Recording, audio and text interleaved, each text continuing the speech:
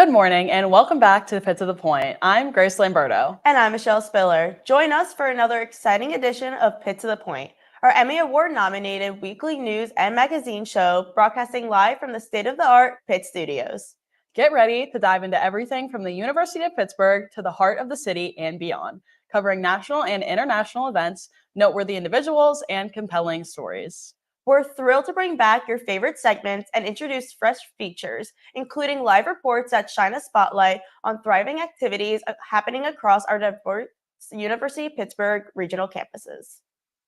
Keep an eye out for our newest segment, Crossing Over a Pitt, showcasing the groundbreaking collaborations between different departments and schools, setting new standards for innovative teaching across the nation. We connect live with our affiliate high schools, offering a glimpse into their vibrant communities and initiatives. And of course, we'll continue to keep you informed about all the latest developments in politics, sports, medicine, and entertainment, from Pitt to the Point.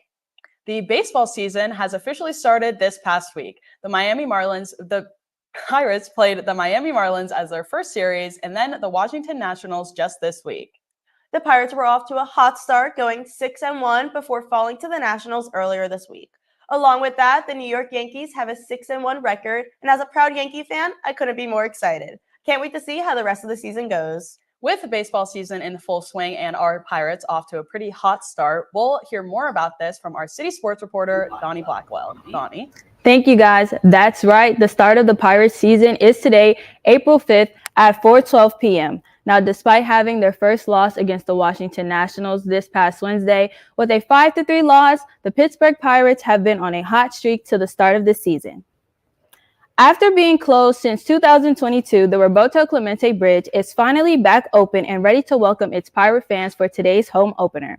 After being a main transport from the downtown area to PNC Park, fans had to make plenty of parking adjustments just to get to the games, and some businesses even noticed a major significant change during the bridge's closure. With the reopening of the Roberto Clemente Bridge, plenty of businesses are looking forward to the Pirates' home opener as they look for an increase in some of their sales. Historically, the bridge is closed for pedestrians, and there's a large crowd that gathers.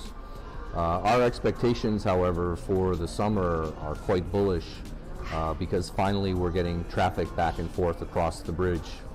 We're quite excited for to see the benefit this year. I think people really did change their parking habits. When the bridge was open, there were many more people, I think, parking downtown and coming across the bridge. So we're quite happy. This will be the first time in about more than 4 years where we think it'll be kind of a normal circumstance as far as how we get car traffic and pedestrian traffic from the bridge. With the Roberto Clemente Bridge, picked up business-wise as far as a lot of folks that came in. I do think it makes it easier to get to the ballpark. Whenever it's easier for somebody to do something, they're going to be more inclined to do it, right? At the end of the day, if we've got a 6:40 game, right, and somebody is working or living downtown and they see the ballpark lights go on and it's a nice night and you're getting off work at 4:30 or 5 o'clock and you're like, yeah, I can just walk across the bridge, right, and go to the game. I do 100% think it helps, right? And so anytime that we can make the ballpark or tickets more accessible, I think it's a win. And so, we're excited to have the bridge back open. And this year, we're on pace to drive even more revenue around opening day than we did last year. Good results on the field naturally translate into increased sales volume.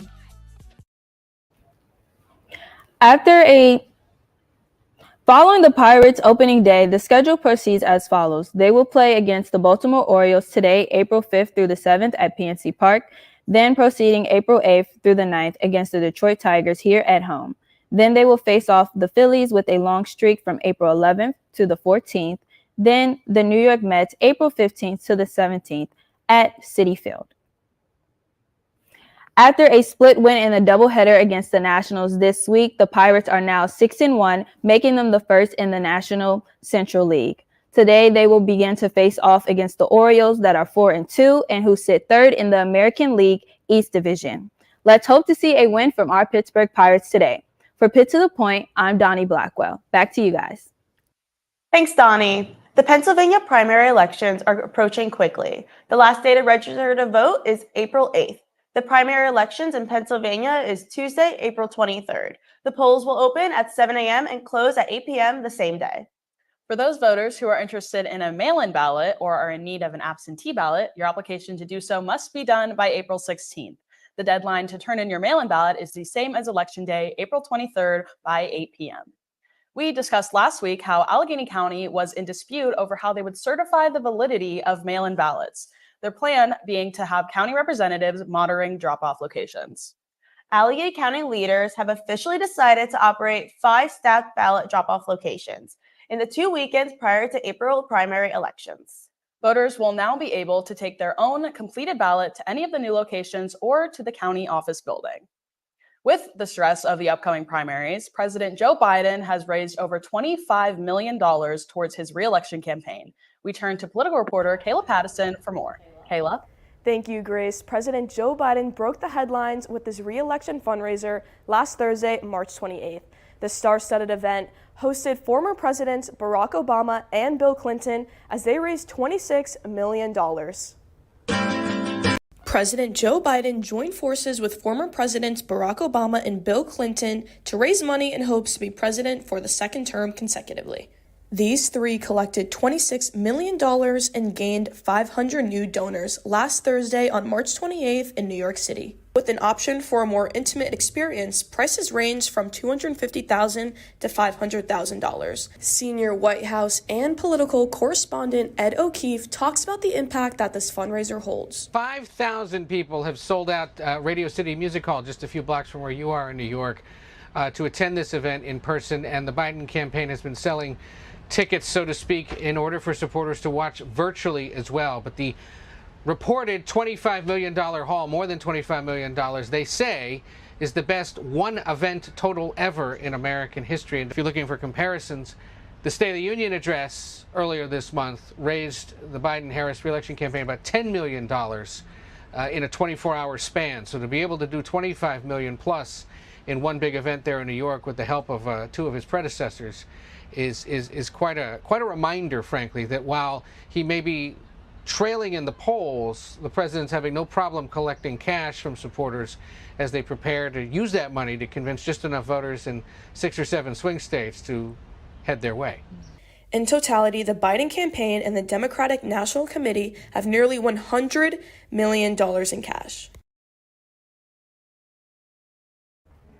Although Biden and the National Democratic Committee have a lot of cash in their bank account, Donald Trump is on their tails to devise a plan to raise millions on his own, specifically this weekend at his Palm Beach estate in Mar-a-Lago. For Pitt to the Point political reporter, I'm Kayla Pattison. Michelle, Grace? Thanks, Kayla. Our Pitt News segment fills you in on what's happening at the University of Pittsburgh. This week, we have the latest on Pitt's transgender working groups, the upcoming Bigelow Bash, and freshman guard Bub Carrington's recent declaration for the NBA draft. Take a look.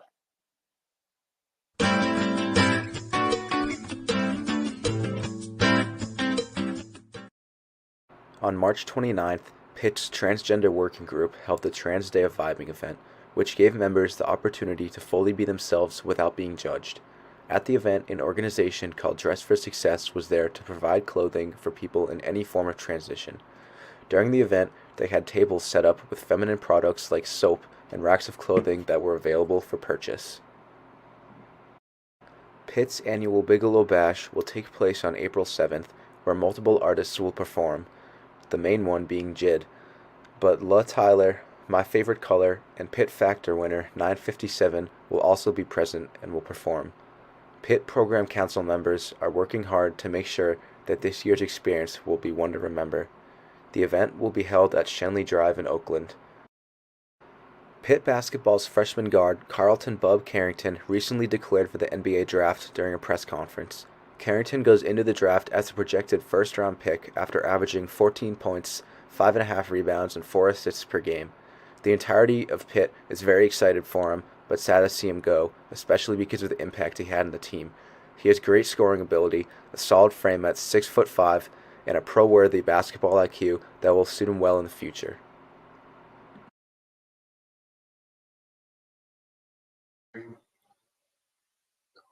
Bigelow Bash is one of the most fun events on campus, in my opinion, so I'm very excited. Stick around because when we come back, we have the scoop on the upcoming solar eclipse. That's right, Grace. Our City Beat reporter got a chance to talk with an expert from the newly renamed Carnegie Science Center, the Cayman Science Center, to tell us all about the solar eclipse. You don't want to miss this. Don't go anywhere.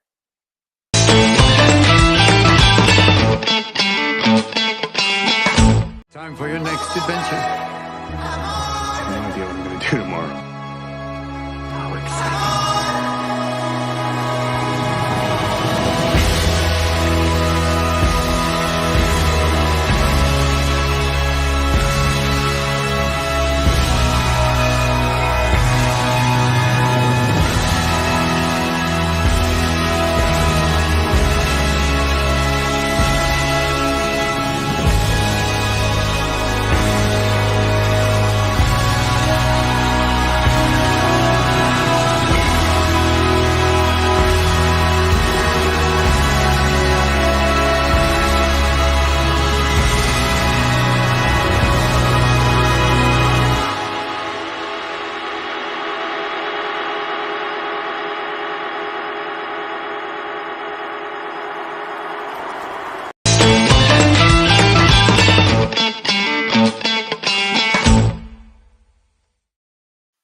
Welcome back. Looking into a deeper dive in our stories that caught your attention today? Well, take a further look and look at our website.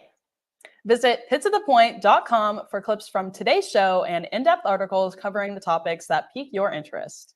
And stay connected with us on social media platforms like Instagram, TikTok, Facebook, all under the handle of Pitt to the Point. Follow us for behind-the-scenes footage and more from our talented crew. Don't miss out and join the conversation online. Stay informed with Pitt to the Point.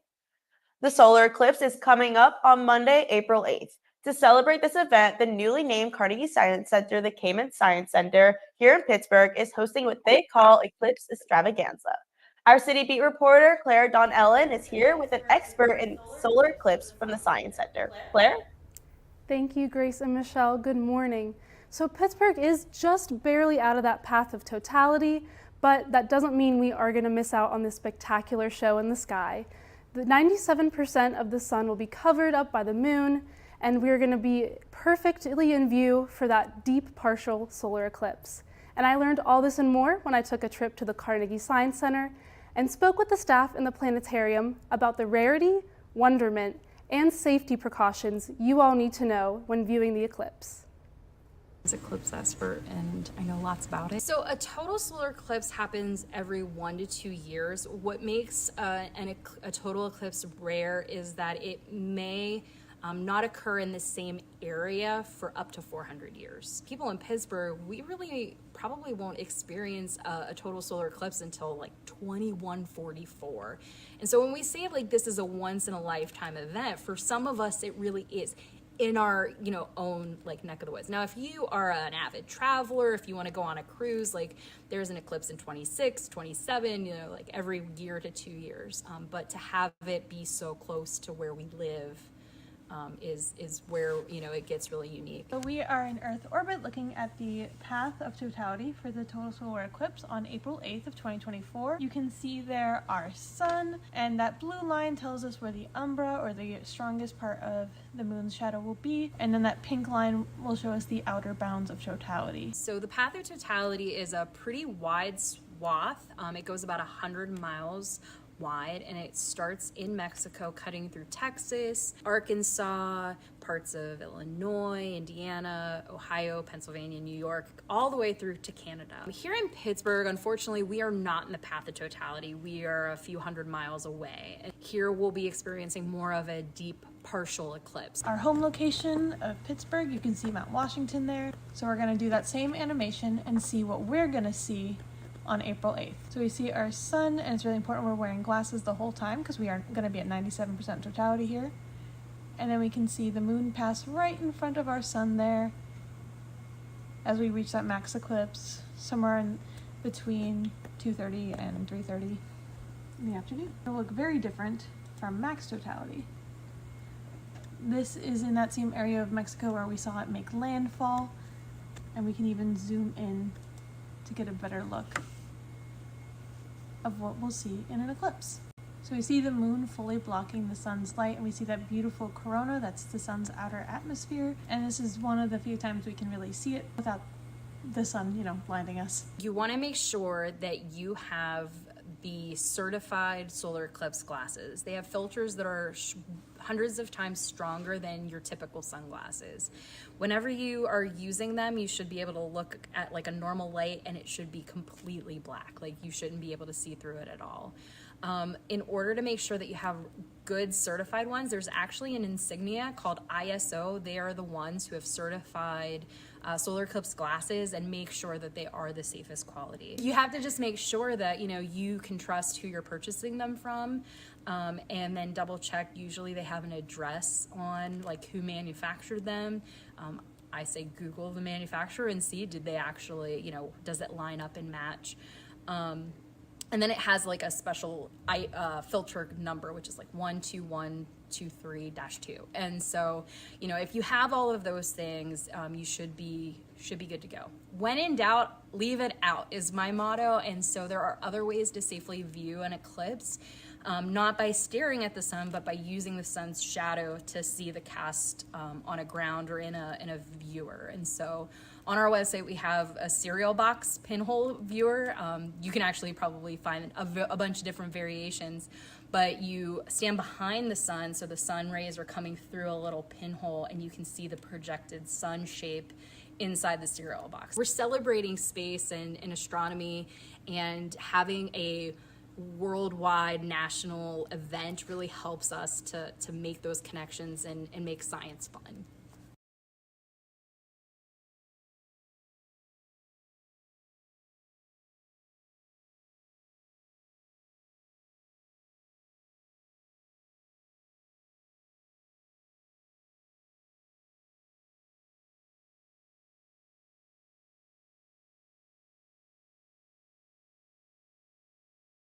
Frederica for showing us around the planetarium and telling us all about the eclipse. And if you want to view this once-in-a-lifetime event the right way, head over to the Carnegie Science Center for the Eclipse Extravaganza. There'll be lots of fun ways to enjoy this eclipse. And I want to be sure to let you all know that I have my glasses and I'm ready to safely look up to the skies. For Pitt to the Point, I'm City Beat reporter Claire Donnellan. Michelle, Grace? Thank you, Claire. The eclipse is our star topic this week, and with this being such a special event, a graduate of Harvard University has created a device which allows even those without sight to experience the event. Our business and technology reporter, Isabella Romeo, has more. Isabella? An innovation is introduced to revolutionize solar eclipse experiences. The Light Sound Box, invented by Harvard astronomer Allison Birla in collaboration with blind astronomer Wanda Diaz-Merced, translates light into sound.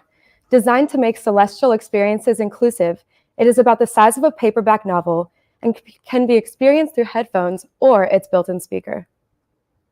For the world in the last few years, Harvard astronomers Allison Birla and Wanda Diaz-Merced were looking to make these experiences more accessible to the blind. The intention was to make eclipses more accessible to the visually impaired communities.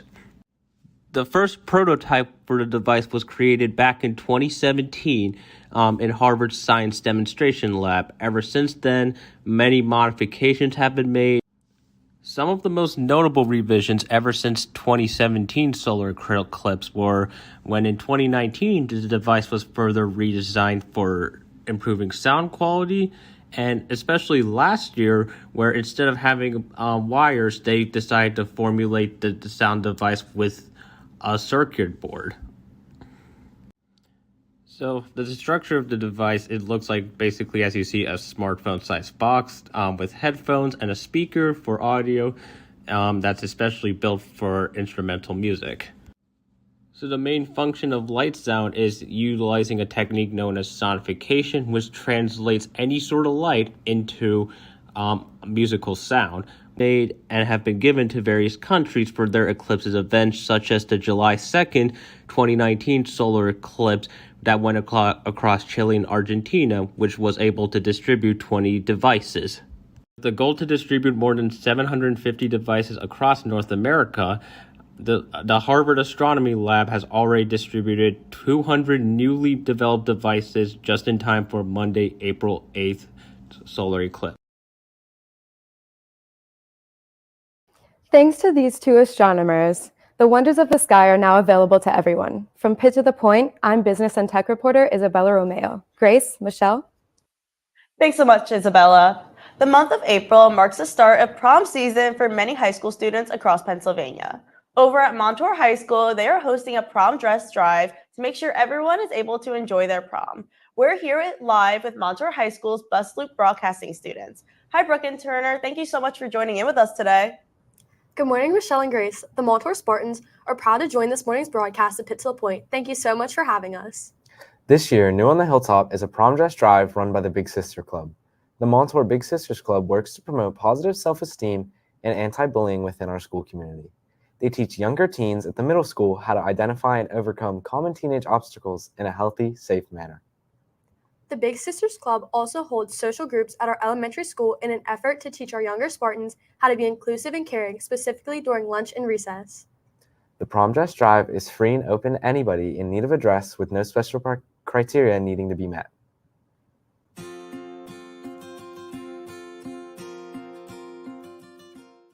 I'm Olivia Caputo. I'm Ella Doherty. I'm Grace Olivani. And I'm Mia Pravachak. And we are the Big Sisters. So the dress drive is a project that us four and the rest of the Big Sisters put together where we decided to reach out to former students, to current students, to teachers, to ask if they had any former formal dresses or prom dresses or even homecoming dresses that they would be willing to donate so that we could give these dresses to the students that are in need or may not be as fortunate as the rest of us to go get a dress. We've collected over 100 dresses, and we actually have them right here in Guidance office. Anyone in the Montour School District and in our community is able to try on a dress, see if they want it, and they can wear it to any type of formal.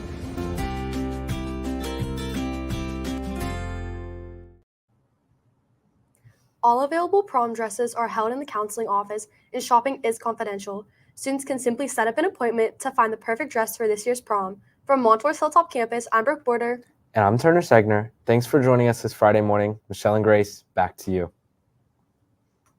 That is so awesome, guys. So when I was in high school, not too far north of you guys, we did the same thing, and it was lovely to see my school making sure everyone got a chance to enjoy their prom. Is this something Montour's done for a few years, or is this a new idea? This is the first year for Montour's Dress Drive. One of our school counselors, Mrs. Valleco, was inspired by other schools with similar programs and helped the Big Sisters Club to implement it here. That's awesome. What are some other events that the Big Sister Club puts on? The Big Sisters Club holds assemblies at all of our schools throughout the district to showcase positivity, self-esteem, and other mentoring activities. That sounds awesome, guys. Well, thank you guys so much for joining us. Thank you. Thank you.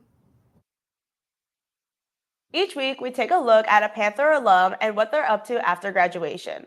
This week, we take a look at a graduate in the class of 2020 who has gone on to start a business with specializing college gear. Check it out. My name is Allie Cohen. I graduated from the University of Pittsburgh in 2020. I am now pursuing my own business full-time. It is called Creative Johns. It is essentially a graphic design business where I specialize in products for college students while also really just doing any graphic design projects. I started Creative Johns as an Instagram account in 2019. I started the account really just as a place to store my work. I've always been super into graphic design and scrapbooking and artistic things. The account that I was originally running, I just got deleted in August of 2023. So that has been super challenging, rebuilding my entire platform that once had 26,000 followers. I've been rebuilding my account on a new platform. So instead of just at Creative Johns, it's Creative Johns LLC. Creative Johns isn't just your classic college apparel. We do blankets, we do pillows, we do dorm posters. We really do anything and everything. So that separates us from other companies. So I think it's really important to find your niche and figure out what can make you different and stand out. The one thing that has stayed true through losing my account, I'd rather have, 5,000 that I have right now, great followers that support me, than 26,000 followers of people who don't engage with my content or understand my brands. I see us growing our following back. I see us releasing new types of products that people have been asking for. And hopefully one day, years from now, there'll be a Creative Dawn store, a boutique or a store in malls or something. So we can only hope for that. I will definitely be checking out Alice's website later today. I've been needing more Pitt gear in my collection.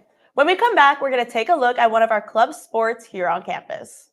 And we'll be taking a look at our men's basketball team's past season under Jeff Capel. Don't go anywhere.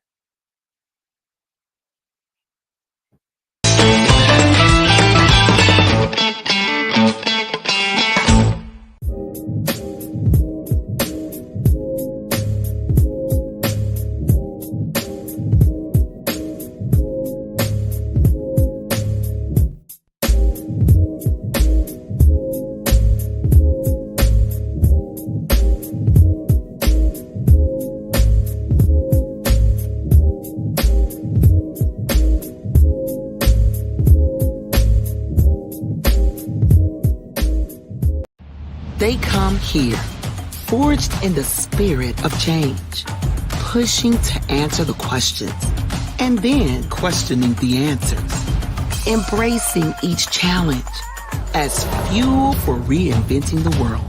Because here, leadership, courage, creativity, innovation, and progress are always in progress. The University of Pittsburgh, forge ahead.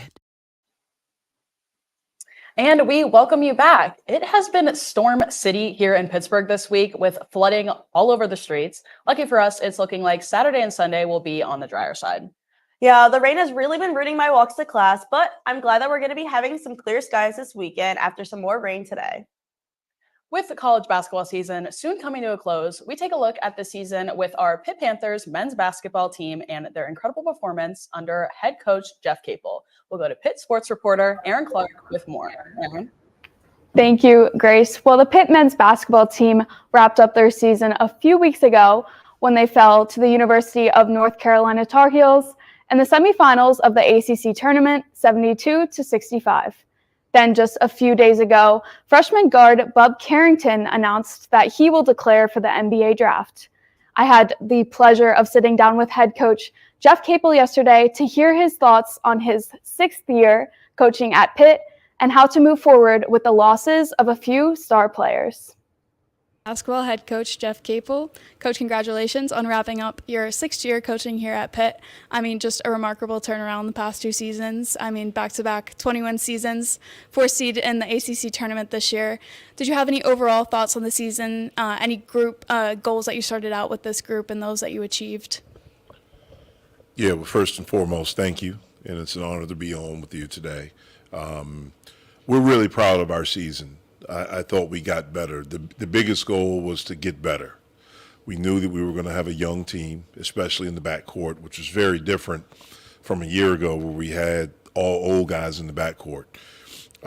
We took some lumps early, but we continued to fight, and we got better. And I thought we were playing our best basketball towards the end of the season. We were disappointed to not make the postseason, the NCAA tournament. But overall, we were really, really pleased with how much better we got. And was there any consistent message that you shared with the group throughout the season? Our message has been really the same the past couple of years, which is just to be a great teammate, to show up every day with a great attitude, and to fight for each other. And, Pitt student section, known as the Oakland Zoo, consistently broke attendance records throughout the year at the men's game. How did it feel to play in front of a crowd like that, and how did that make a difference for home games? The Oakland Zoo was and is amazing. And the thing that I probably am most grateful for was that we didn't start out very good at home, but they continued to show up for us. And it's really the thing that helped us get over the hump. It took us going away to kind of find ourselves, going on the road. But once we found ourselves, we never lost at home again. And a big part is the energy from the zoo and them continuing to show up and support us all year long. And, one of the highlights of the season was an 80-76 victory over the Duke Blue Devils, Pitt's first win in Cameron Indoor Stadium since 1979. You yourself played at Duke. How did it feel to get a victory like that over your former team? It was just great to get a victory. We needed a win at that moment. And, it's interesting because at that point we were 1-5. We had just lost, a couple of games in a row, and we did not play well. I thought it took us going away, and I actually thought the best thing for us was playing Duke because they're one of the better teams in the league, and I knew that we would be super focused, and to play as well as we did and to get that win was huge. I was just really happy for the guys. To have a chance to win there, that doesn't happen often for a visiting team, and for our guys to show the toughness and the togetherness to be able to do that, and then to watch them celebrate afterwards was really cool. And, Blake Hinson was one of those guys that celebrated after that win. He just wrapped up his time here at Pitt with a historic season. First team all ACC, averaging almost 19 points a game and led the conference with 106 three-pointers. He talked about how much Pitt has changed his life and really renewed his love for the game. Could you describe your relationship with him? Yeah, well, Blake and I were connected and will be connected forever. The University of Pittsburgh men's basketball program needed him, and he needed us. As a head coach, I needed Blake. Blake was a guy every day that brought incredible energy to our program, to our practices, to our meetings. He was a believer. He was a worker. He became a great leader. And he was a great player for us. But what he brought to us as a coaching staff, as an athletic community, to the city of Pittsburgh, he's a guy that was just incredibly grateful, and there was a connection that he has and will forever have with the Oakland Zoo, with the city of Pittsburgh, and with the University of Pittsburgh. And, losing a player like that, how does the dynamic change moving forward? Yeah, well, anytime you lose really good players, it's tough. But I'm grateful because I think we have some really good players coming back and guys that will be thrust in new roles. They have to work this summer. But I really love the core group of guys that we have coming back. I think they're all really good players. They're unbelievable kids. I know they'll work this summer. We'll add the right pieces, and I think we'll have a chance to be really good again next year. And you talked at the start of the interview kind of about the youth of the team. Bub Carrington, Jalen Lowe, although both really young, really stepped up this season. How did you learn to trust them with the ball despite not having that experience in the ACC? Yeah, well, the very first thing is that both of those kids are really talented. They're both very smart, and they both wanted to be really good. So they were students of the game. I knew that we would take some lumps early because we had a younger backcourt. I don't think it's a coincidence that our team took off once Jalen started to figure things out and Bub started to figure things out, and both of them understood what it takes to be really good players at this level consistently and learn how to impact our team with winning. And to follow that up, Bub also declared yesterday that he will be declaring for the draft. He, along with Blake, they were the two leading scorers of the team. Who are you looking to in the backcourt now to fill that role? It's another opportunity for guys to step up. As far as the backcourt is concerned, I think we'll be really good there with Jalen and Nish back. We have Biba Cummings coming in that we're really excited about. Marlon Barnes Jr. is more of a wing, but he set out last year and gained some valuable experience. We'll continue to recruit, to add maybe an additional guy to that spot. But we're really excited about the guys that we have coming back, especially with Jalen and Nish, who have that experience. And you were named a finalist for the Skip Posser Man of the Year award. How do you feel to be recognized for an honor like that? Well, anytime my name can be associated with anything with Coach Prosser. He was a man of great integrity, great principle. He was a teacher. And so anytime I can have my name associated with anything with Coach Prosser, I'm incredibly honored. Thank you, Coach. Really appreciate it. Appreciate it. Despite being left out of selection for the NCAA tournament and declining an invitation to the NIT tournament, Coach Capel expressed how proud he was of the progression and fight of this team after struggles early on. He now looks to fill the holes of the team's two leading scorers, but is optimistic about those returning and new faces coming in. For Pitt to the Point, I'm Pitt sports reporter Erin Clark. Grace and Michelle. Thank you, Erin. Each week, we like to highlight a club here on campus, and this week, we'll be learning more about Pitt men's rugby. Take a look.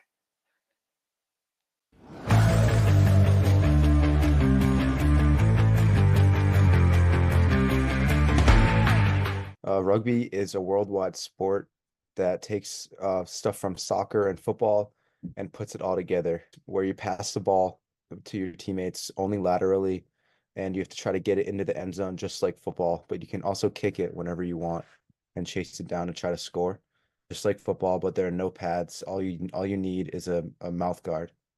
You can join no matter your experience level, no matter what you did in high school, no matter what you want to do in your career in the future. You can join rugby. You don't need to have any experience playing before. As long as you have a passion and the determination to succeed and push through toughness, then you can join. So everybody should join Club Rugby. We have a network of alumni, people on and off the team that are still involved. And I actually have gotten a job through a connection I made through rugby. You don't need to be an expert. I know that I didn't play before college, and a lot of people on the team didn't play before college, and it is a great way to get involved and meet people. It is so much fun. It's the greatest sport in the whole wide world, and the group of people that you meet is just incredible. I hope that there are more people on campus that know about rugby and play rugby.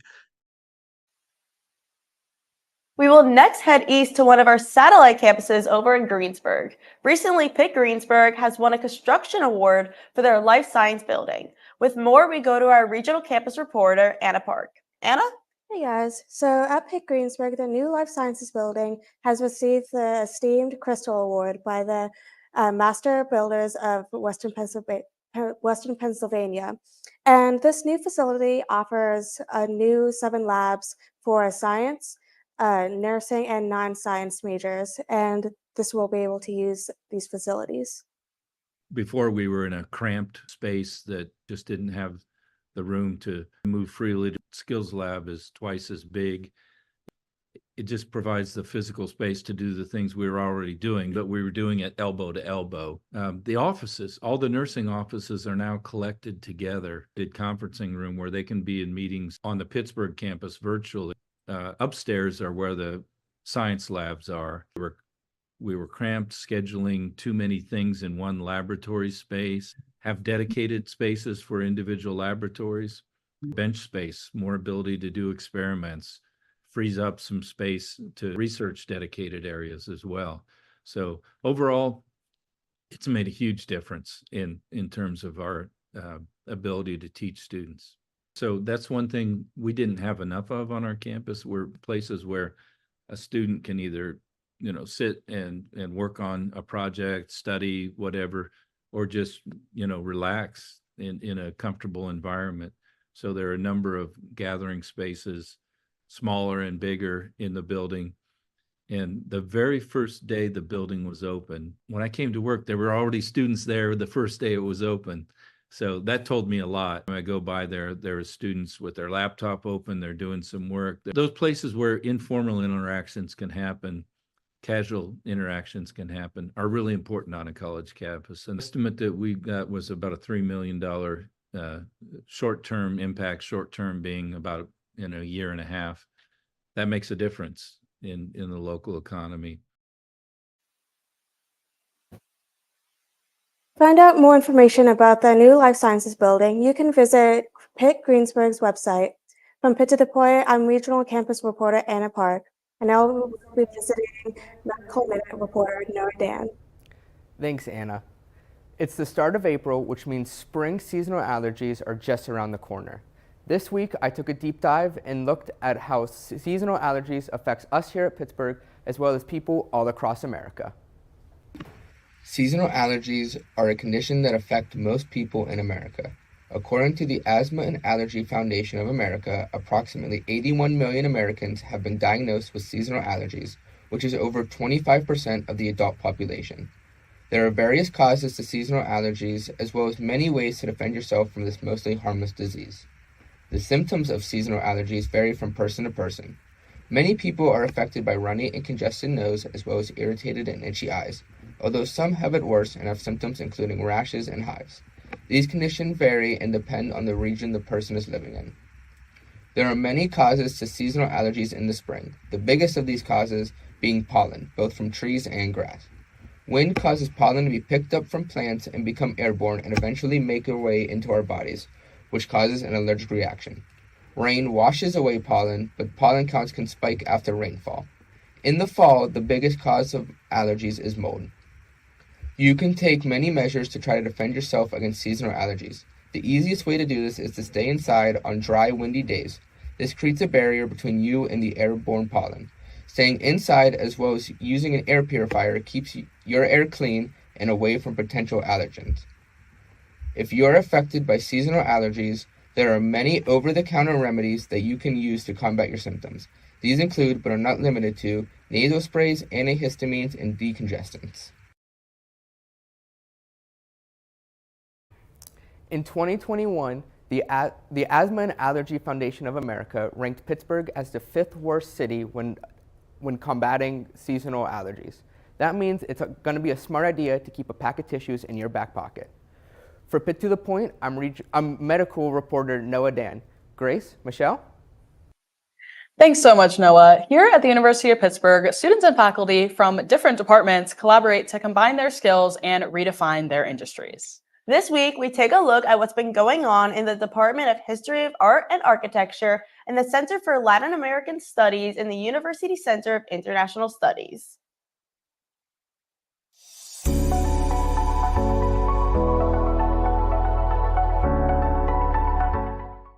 Specifically, my research is exploring the Hiker, which is a statue made by Alan George Newman in 1925, placed right outside Frick Fine Arts Building, looking towards Shenley Drive.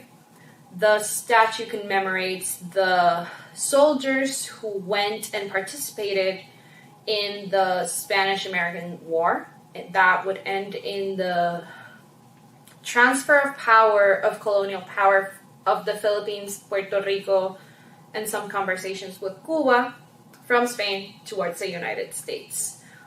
I'm looking at how this monument can help us program anti-colonial and decolonial studies for undergraduate students and beyond the Pittsburgh school community. I'm currently working this research under the mentorship of Dr. Jennifer Justin and Dr. Kirk Savage. Dr. Jennifer Justin is focusing on Latin American art, and Dr. Kirk Savage focuses on monuments of the United States. So how this object is not just found on the Pittsburgh campus, it's found all through the United States. And these constellations are what pushes me to do interdisciplinary work and doing work with different departments within the university.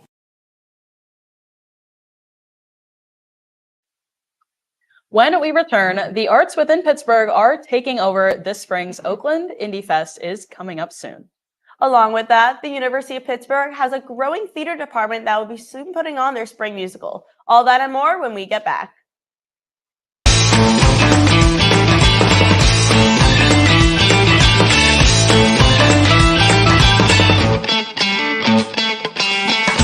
Welcome to the University of Pittsburgh. We're here in the Cathedral of Learning, which, if you can imagine being here in this grand historic building. I'm a time when I strive for the greatness, yeah. You can't stop me now. I just wanna we running up, we can't lose you. I walk a mile in my shoes, yeah. There's nothing that I can't do, yeah. What do you think? Hail to Pitt. Hail to Pitt. Here, progress is always in progress. Proud member of the ACC. We are the University of Pittsburgh, forged in a blue-collar city with gold standards, where innovators, researchers, thinkers, and healers are always reaching for new heights.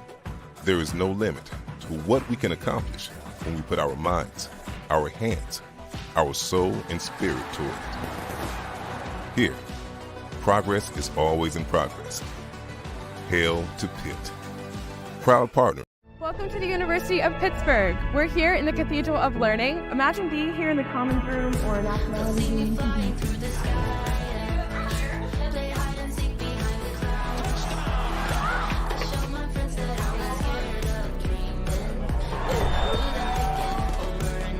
What do you think? So what do you think?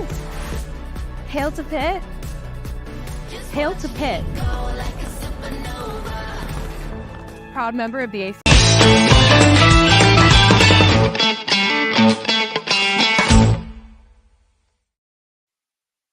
Welcome back. Oakland Indie Fest will be returning for a second year with lots of local bands. For more, we turn to our entertainment reporter, Jordan Sapp. Jordan?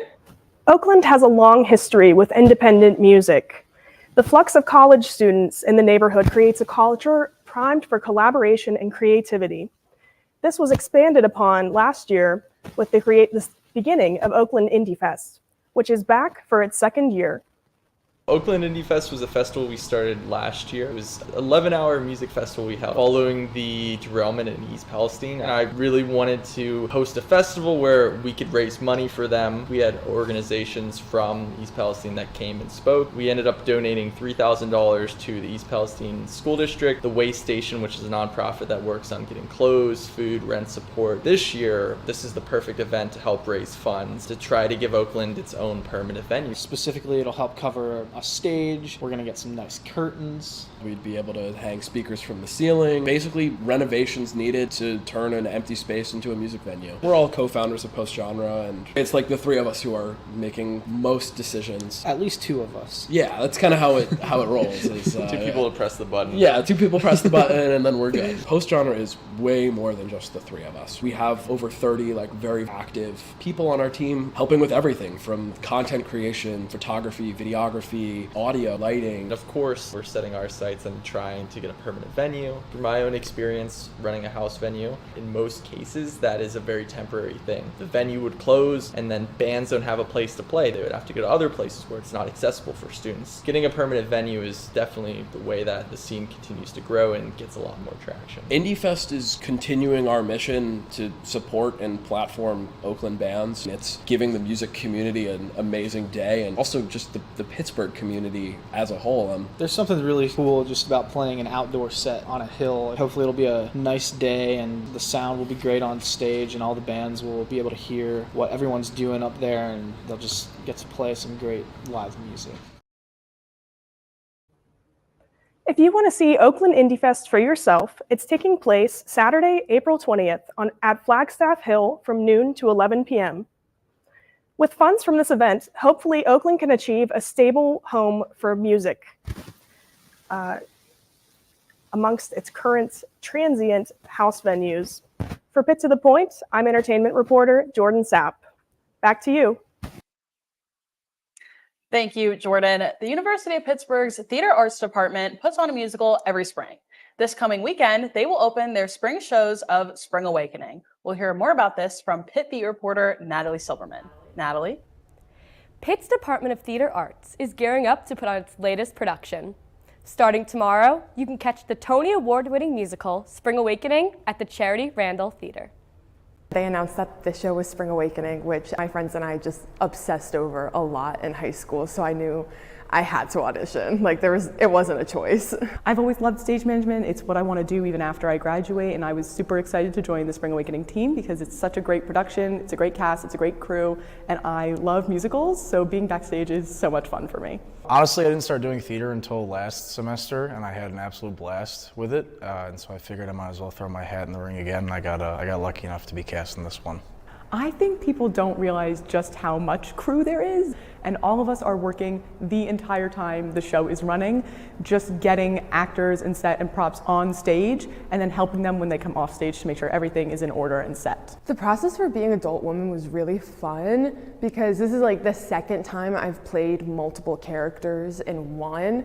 We get called at a certain time, we come in, the director wants us to work on a certain scene, maybe he's got some notes as to how the character should be portrayed. trade or anything like that. Yeah, we come in for a couple hours, we all get to hang out, run our lines and stuff like that. So it's a lot of fun, honestly.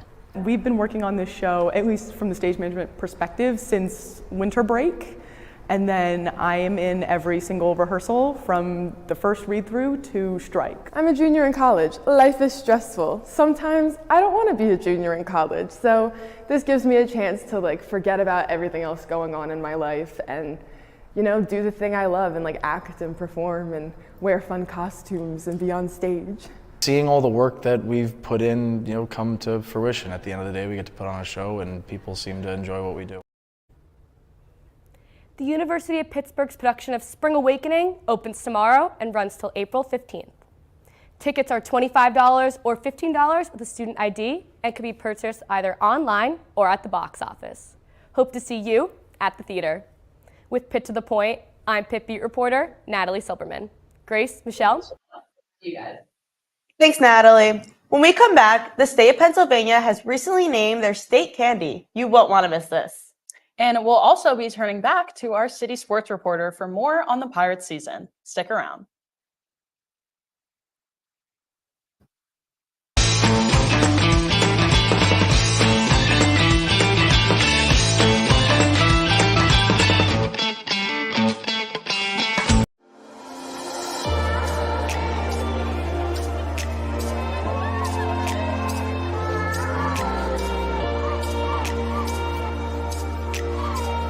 In a few moments, you are going to participate in our formal convocation ceremony, and it will be the official beginning of your Pitt journey. Academic traditions have a long history, and with this ceremony, you will become part of that history.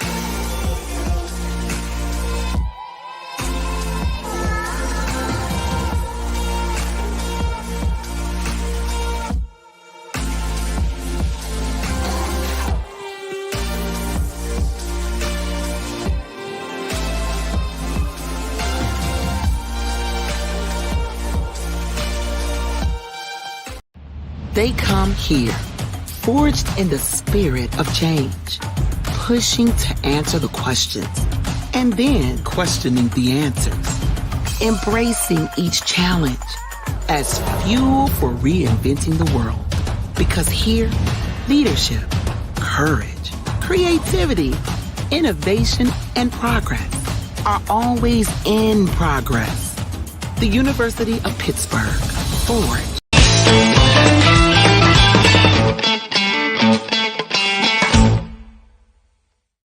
Welcome back. Looking to dive deeper into a story that caught your attention today? Well, look no further than our website. Visit pittothepoint.com for clips from today's show and in-depth articles covering the topics that pique your interest. And stay connected with us on social media platforms like Instagram, TikTok, and Facebook, all under the handle Pitt to the Point. Follow us for behind-the-scenes footage and more from our talented crew. Don't miss out and join the conversation. Stay online and informed with Pitt to the Point. I don't know about you, Grace, but I love to travel. Pittsburgh was just named the top global travel destination in the new National Geographic publication. If you're looking for someplace to travel for a spring vacation, Pittsburgh might just be your place.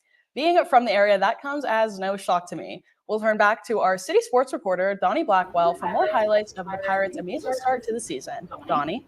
Thank you, guys. As always, opening day here in the city of Pittsburgh is an exciting one.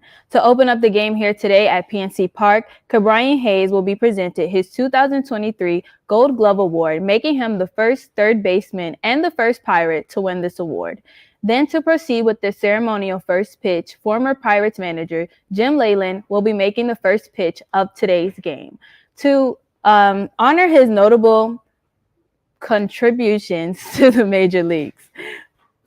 Now this week, a lot of people don't realize how much work goes into producing and opening up for a major league season.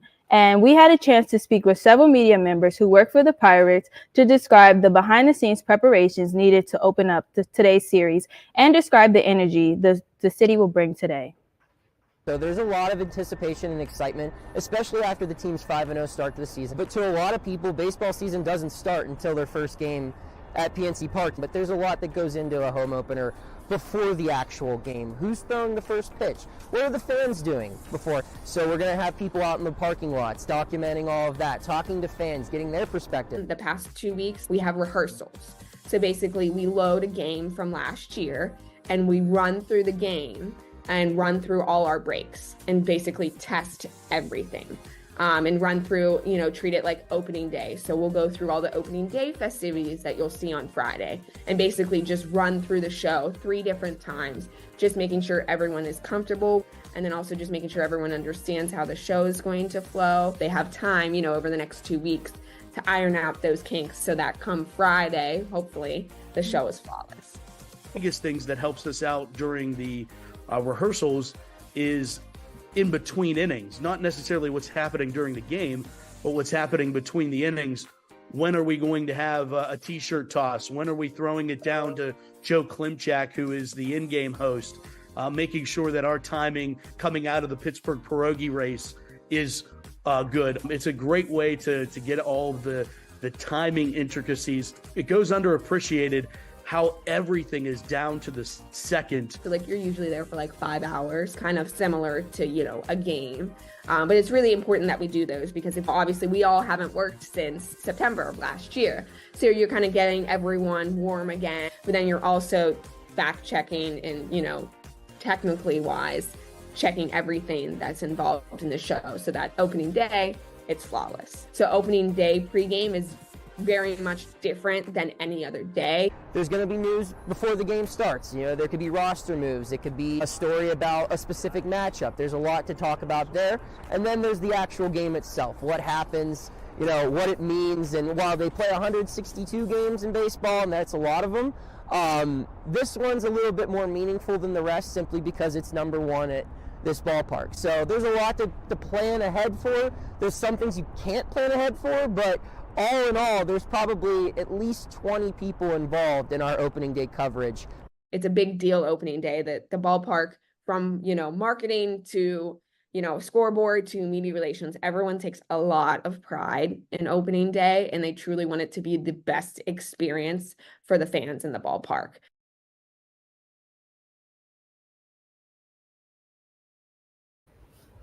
Again, the Baltimore Orioles will be facing the Pittsburgh Pirates today from April 5th to the 7th at PNC Park.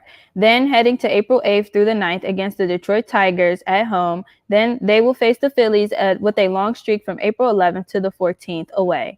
Then the Pirates will face against the New York Mets from April 15th through the 17th at Citi Field. A reminder, today's game starts at 4:12 p.m., so make sure you all are in your seats. For Pitt to the Point, I'm City Sports reporter Donnie Blackwell. Thanks so much again, Donnie. Lawmakers in Pennsylvania have recently advanced a bill that will make Hershey's Kisses the official candy of the state. Seems fitting to me as Hershey Park is right here in Pennsylvania. This comes after the state representative claims that the Kiss has strengthened the region's economy in unparalleled ways. Grace, what's your favorite kind of Hershey Kiss? During Christmas, they have a candy cane flavor, and my parents always get me a bag of them. I love those ones. Don't forget, Pitt to the Point airs every Friday morning at 8 a.m. on the University of Pittsburgh's website, as well as pittothepoint.com. And in case you miss us Friday morning, you can also watch a rerun of the show on Saturday morning at 10:30 on CBSN. That's KDKA's streaming platform. Make sure you tune in. Well, it looks like we have reached the end of the show today. It looks like our to-do list will be planning a trip to Hershey Park. Absolutely. I was thinking the same thing. I'm thinking that we try every single flavor of Hershey Kisses. That is a great idea. I'll find a spot in my schedule for it. Well, Michelle, it looks like we have covered everything, but don't worry, this isn't goodbye forever. You'll be seeing us more the next 2 weeks. That's right, Grace. Be sure to tune in here at the same time and place next week to hear more of the latest news. And be sure to tune in to CBSN on Saturday morning at 10:30 for a re-air of today's show. From Pitt to the Point, I'm Michelle Spiller. And I'm Grace Lamberto. Thanks for tuning in. Bye. Bye. Yes.